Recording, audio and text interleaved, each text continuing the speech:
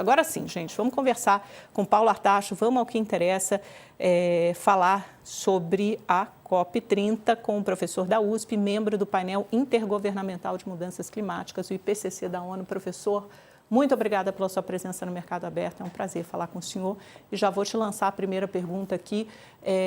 Eu queria começar dando um panorama de onde estamos quando a gente fala de clima, né? A ONU vem divulgando alguns relatórios nos últimos dias muito preocupantes. Já chegamos a essa temperatura que o Acordo de Paris justamente tenta evitar, que é 1,5 graus Celsius acima da temperatura ali na pré-revolução industrial. O objetivo, a meta do Acordo de Paris é que a gente batesse no máximo essa cifra, essa marca, até o final do século, até 2100. A gente já antecipou isso e há relatórios mostrando que a gente pode acabar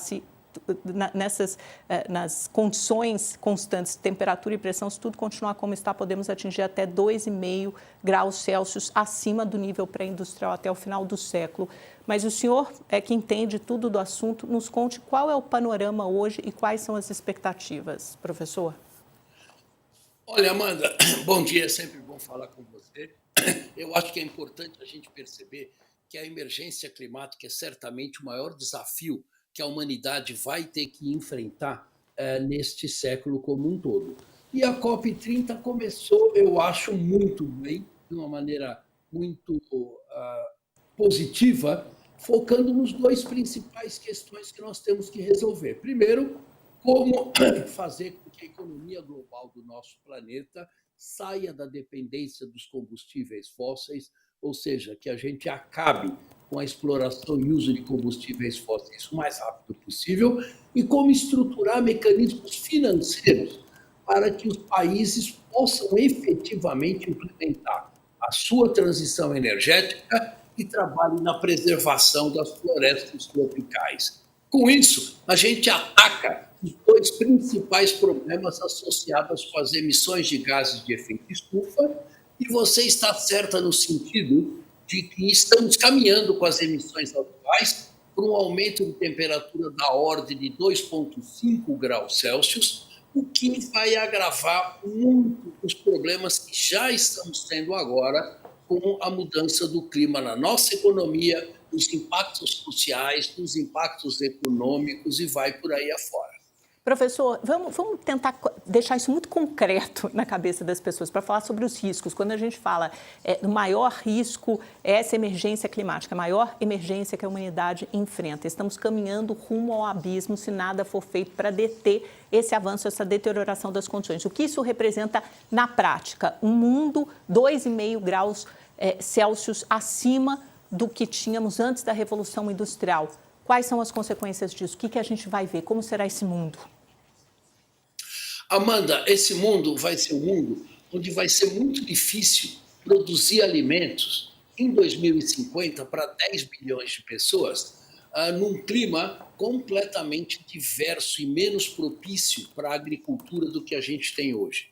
O Brasil Central já está observando um aumento de temperatura da ordem de 2 graus, porque 1,5 grau, não esqueça, é a média da temperatura de todo o planeta. Em algumas regiões, esse aumento de temperatura pode ser maior. E no Brasil Central, estamos observando já uma redução na precipitação muito expressiva. E o aumento dos eventos climáticos extremos, como grandes inundações, como vimos no Rio Grande do Sul, e grandes secas, como tivemos em 2023 e 2024, agrava esse quadro que mostra que produzir alimentos não vai ser muito fácil. O segundo aspecto importante é o impacto na saúde das pessoas com as ondas de calor. Então, ondas de calor com temperaturas acima de 40 graus estão se tornando muito mais frequentes, o que aumenta a mortalidade das pessoas que já têm riscos, por exemplo, de problemas cardiovasculares. E, principalmente, por exemplo, o aumento do nível do mar vai afetar todas as cidades costeiras do nosso planeta, e o Brasil, com 8.500 quilômetros de áreas costeiras, vai ter problemas significativos, pois a projeção é um aumento do nível do mar da ordem de 1 metro ao longo deste século. Então, você imagina cidades como Recife, Rio de Janeiro, a próprio Belém, e vai por aí afora, com um nível do mar muito mais elevado do que a gente tem hoje. Então, são desafios que a COP30 tem que encaminhar soluções. Vamos sair um pouco dessa visão mais catastrofista, rezar e agir para que ela não aconteça, não se concretize. E vamos então para soluções propostas pela COP30. O senhor falou em 2 eixos. O primeiro é bolar, traçar um cronograma para sair dos combustíveis fósseis. O senhor vê isso acontecendo? Eu iniciei o programa mostrando as contradições do Brasil, que ao mesmo tempo que defende essa saída, esse abandono dos combustíveis fósseis, deve começar a explorar petróleo na margem equatorial. Olha, Amanda, realmente o Brasil é um país das contradições. E uma delas é esta. A pergunta é: será que vale a pena o Brasil investir 30, 40 bilhões de dólares nos próximos 10 anos para saber se é possível abrir uma nova área para a exploração de petróleo na margem equatorial? Não seria muito mais negócio para o nosso país investir esse dinheiro em energia solar e eólica, que são tecnologias muito já bem desenvolvidas e com preço abaixo do preço da queima de combustíveis fósseis para a produção de eletricidade? Com isso, a gente basicamente transformaria o Brasil em um país potência na geração de energia barata e sustentável num futuro muito, muito próximo.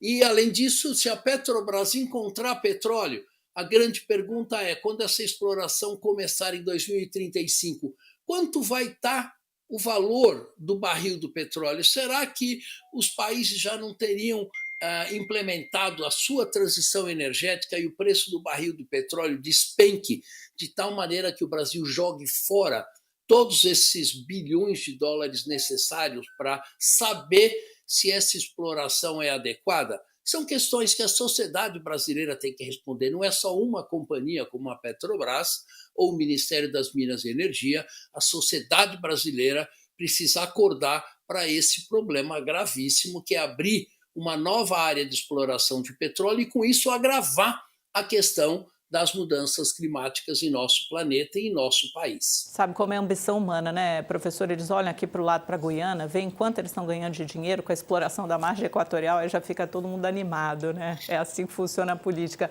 Agora, professor, quando a gente pensa em transição energética numa escala global, mundial, quão avançados estamos? Existe mesmo uma perspectiva para que você saia dos combustíveis fósseis? Porque as últimas COPs que a gente se deram justamente em países que são grandes produtores de petróleo, que vivem disso, dos petrodólares, o que é outra contradição das muitas que a gente aponta. Quer dizer, parece que não há ainda esse cronograma estabelecido. Não, e essa é uma das tarefas importantes da agenda de ação do embaixador Correia do Lago, que é implementar um cronograma para que o mundo deixe de queimar combustíveis fósseis, deixe de agravar a crise climática que temos. Há 10 anos atrás, a presença de energia solar e eólica era praticamente desprezível na matriz energética. Hoje, ela já é, globalmente falando, da ordem de 20% de toda a geração. Alguns países, como a Dinamarca, como o Reino Unido, já tem mais de 40% da sua energia sendo produzido por energias sustentáveis. Esse é o caminho. Essa é a energia do futuro. Essa é a energia que vai garantir prosperidade com baixo risco climático. Então, a tarefa é a COP30 implementar uma agenda de ação na direção da transição energética barata, sustentável e que possa garantir, basicamente, uma estabilidade climática ao longo das próximas décadas. Isso é possível, basta a gente vencer o lobby da indústria do petróleo, que basicamente só enxerga a necessidade de aumentar os seus lucros no curto prazo, sem pensar no dano que isso pode estar causando para as gerações futuras do nosso planeta. Só isso, né, professor? Acho difícil pensar num lobby mais poderoso do que esse da indústria do petróleo, mas vamos lá. Professor, falando dos mecanismos de financiamento, rapidamente, porque ainda vou falar sobre a Bolsa Climática. Quando a gente pensa no Fundo das Florestas Tropicais sempre de um lado e o roadmap, né, o mapa do caminho Baku-Belém, que quer sair de um financiamento da ordem de 300 bilhões de dólares anuais, foi considerado muito tímido pelas autoridades climáticas, para 1,3 trilhão de dólares, que é uma ambição muito maior do Brasil. Como é que se constrói? Que mecanismos são esses que levam de 300 bi para 1,3 tri? E isso é plausível, isso faz sentido, quer dizer, é viável. E o Fundo das Florestas apresentado pelo Brasil é um bom mecanismo? Então, ontem tivemos um dia para comemorar, né, o sucesso do lançamento pelo Brasil do Fundo Florestas Tropicais para Sempre foi estrondoso.